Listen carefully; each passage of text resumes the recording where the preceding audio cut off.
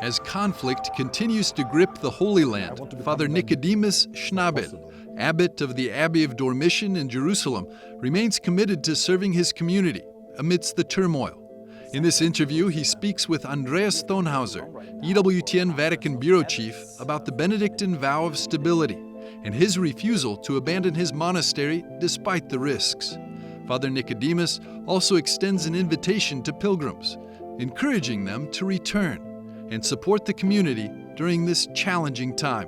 You're responsible for the Dormition Abbey in the center of Jerusalem, but you have come here to Rome right now for a Congress of Abbots for the Benedictine community. What are you telling your brothers? What are you bringing back from the Holy Land right now? We have monasteries in big cities, we have monasteries in rural areas, we have very big communities, very small communities. So it's very interesting. And of course, my colleagues, abbots, ask me what about the situation in the Holy Land. Of course, the speciality of all Benedictines, what it's really unique for us, it's the stability. So you can say to become a Benedictine, you need a double vocation. One vocation is the way of life, of seeking God. It means this very rhythmic life of prayer, working, reading, studying. And the other, it's a very concrete monastery. So you also say a yes to this specific place. And so that's what we feel now with my brothers and our two monasteries we have, the Dormition Abbey in Mount Zion in Jerusalem and Tapka Priory at the seashore of Galilee. It's really to say again a second yes to our vocation.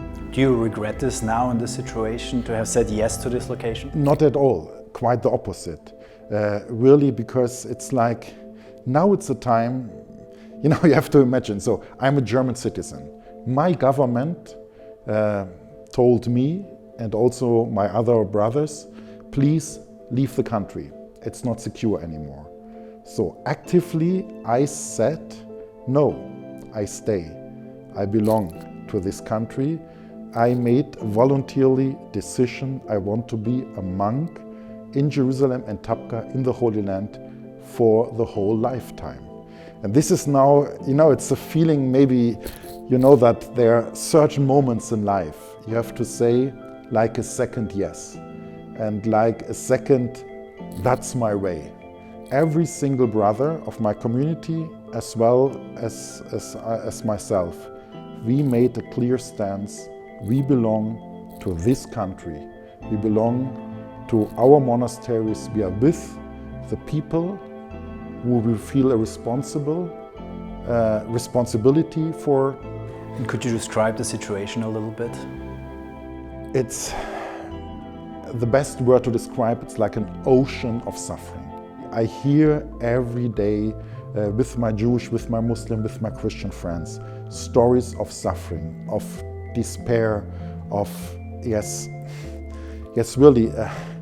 It's really that's a feeling. And now it's again, how should I react on that? And our answer was very clear. First of all, we stay, and we stay open. Our both churches was never closed. They were always open. Our cafeteria was open, our shop, we were there. As the monks, we were there. Faithfully, we prayed our daily prayer from the morning till the evening, we were there. That's the very first thing to say, yes, we are here. If you need us, we are here, you're welcome. And then it was also very clear, nobody needs a statement from us. Nobody needs like, what is your stance on this? No. I remember you asking when the conflict started, that you said, no, actually you don't want to speak about this right now, but you want to be there. Exactly. And then on 17th of October, this was a very important day for me and also for our students. We have a program for German-speaking theology students, and we as the monastic community, we were 24 hours in our church. We called it the Church Under the Cross, 24 hours, because we have a very wonderful olive wood cross hanging above our altar. We were really looking at that cross, and we prayed all 150 psalms. because this was our answer, not to find words for what you have no words, and not to make statements, but to really trust in this treasure of prayer. What we as Benedictines pray from the morning till the evening, but what also the other monks praying, the Coptic, the Ethiopian, the Syriac, the Greeks, the Armenians were all in our city. Also the Jews are praying psalms from the morning till the evening, and the Muslims have the tradition of Quran recitation. So in fact, really to trust your holy scriptures, and especially the psalms, so really the fundament of our spiritual life. And this was really a big sign to say, yes, we're here, and we trust our vocation. I assume there are not many pilgrims right now in the Holy Land. This is very euphemistic to say not many. I would say it's really, we are close to zero, and this is almost 1 year. And this is, what you point out, this is a big burden. It's a big financial burden for me, because I have 30 employees, 24 locals. Most of them are Christians. I have also Jews and Muslims, but the big majority are Christians, and especially in Jerusalem, Christians from Bethlehem, from the West Bank, Palestinian Christians. And I have so many employees because they say, wow, why you have so big staff? That's the reason, because I have 2 pilgrim places. So Tabqa, it's a place of the multiplication of bread and fish. So with a wonderful mosaic, many people know it from Bibles, others with a mosaic with a basket with the bread and the 2 fish. That's my monastery at Tabqa. And in Jerusalem, Mount Zion, it's a place of the Assumption of Mary, Dormition, and the other word for that, and of Pentecost and the Last Supper. So you can say, if you are on the pilgrimage to the Holy Land, for sure you were at our 2 monasteries.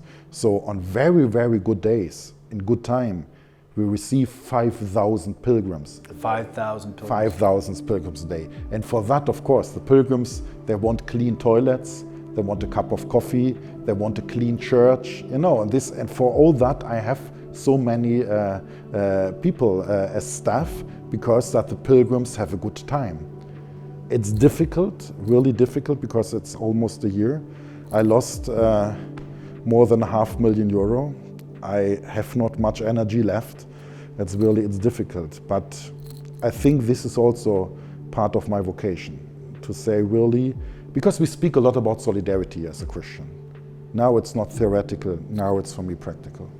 Is there any end in sight to the violence in the Holy Land, where you say then it will be possible for pilgrims to return? For pilgrims, I could really say, and I'm not joking, I'm very serious, come now, you can come. There are flights, also my monastery, you can stay with our monasteries. We have really rooms free, because there are not many guests, and so I could really say, come.